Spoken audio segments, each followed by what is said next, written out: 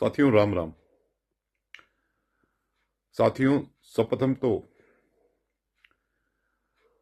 आप सबको आनंदित करने वाली ये खबर जो आप सुन भी चुके हैं कि कैसे देशभक्त राष्ट्रभक्त इस देश के यशस्वी प्रधानमंत्री नरेंद्र भाई मोदी जी के सशक्त नेतृत्व में भारत के मान सम्मान से बिना किसी कॉम्प्रोमाइज किए भारत पर थोपे गए 50% टैरिफ को घटाकर जैसे भी 18% किया गया है, ये भारत की राष्ट्र नीति, भारत की कूटनीति और भारत की एक सशक्त कूटनीति का परिणाम है।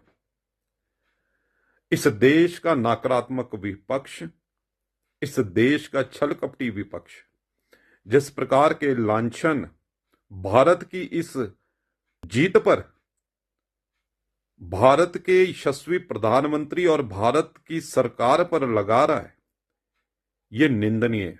साथियों, एक जो आक्षेप भारत की सरकार पर लगाया जा रहा है कि जो अमेरिका के राष्ट्रपति द्वारा जो ये कटौती टैरिफ में की गई है, इसका मुख्य कारण कि भारत वेनेजुएला से तेल खरीदने के लिए ने हां कर दी है, उसके लिए मान गया है, ऐसा कतई भी नहीं है। साथियों, सच तो यह है, और मैं आपसे भी कहूंगा कि आप सब भी किसी भी रिलायबल सोर्सेज से गूगल करके यह पता कर सकते हैं कि वेनेजुएला से तेल भारत दशकों से खरीदता आ रहा है। हां, किसी कालखंड परिस्थिति में कम ज्यादा तेल की क्वांटिटी हो सकती है, परंतु भारत वेनेजुएला से, और भारत की वर्तमान की सरकार ही क्यों, पूर्व में कांग्रेस सरकार भी वेनेजुएला से तेल खरीदती आई है। देखिए, भारत इराक से भी किसी समय में बहुत तेल खरीदता था, धीरे धीरे उसको कम किया गया। भारत सऊदी अरेबिया से बहुत तेल खरीदता था, उसको भी कम किया गया। उसी प्रकार से भारत ईरान से भी काफी तेल खरीदता था। कालखंड परिस्थितियों के हिसाब से वो धीरे धीरे वहां से भी तेल खरीदना कम किया गया। वर्तमान में भारत ने अपने फायदे के लिए, अपने फायदे को देखते, अपने लोगों को फायदा देने के लिए, लाभ देने के लिए रशिया से कम रेट पर, कम मूल्य पर तेल खरीदा। अब भारत पर यह आक्षेप लगा देना कि वेनेजुएला से तेल खरीदने की शर्त पर भारत के ऊपर यह टैरिफ घटाए गए, यह हास्यास्पद है और यह छोटी, संकीर्ण और राष्ट्र विद्रोही मानसिकता को दर्शाता है विपक्ष की। साथियों, भारत 40 देशों से विश्व के तेल खरीदता है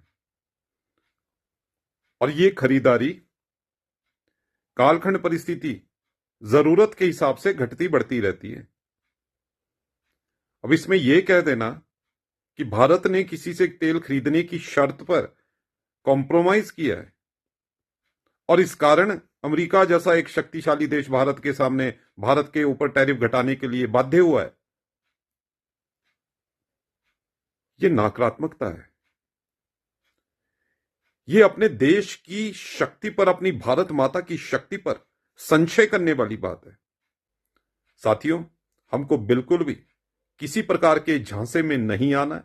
वर्तमान का नेतृत्व, हमारा राष्ट्रीय नेतृत्व भारत के हित में जो भी कदम उठाने होंगे उसको निर्भीकता के साथ, दृढ़ता के साथ उठाएगा, उस पर काम करेगा।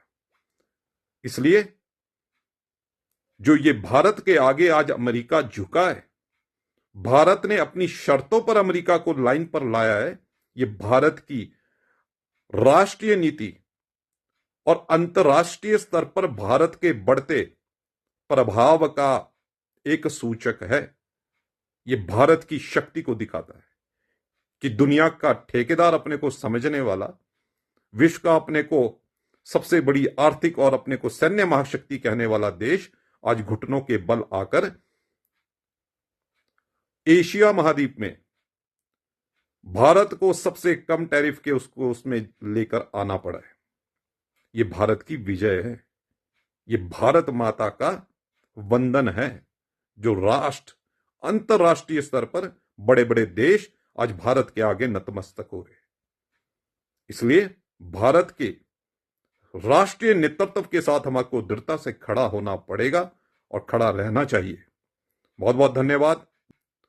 अंत में एक लाइन कहकर अपनी बात को समाप्त करूंगा कि बाजीराव की तलवार पर और नरेंद्र मोदी जी की राष्ट्र नीति पर कभी संशय नहीं करते। जय श्री राम। भारत माता की जय।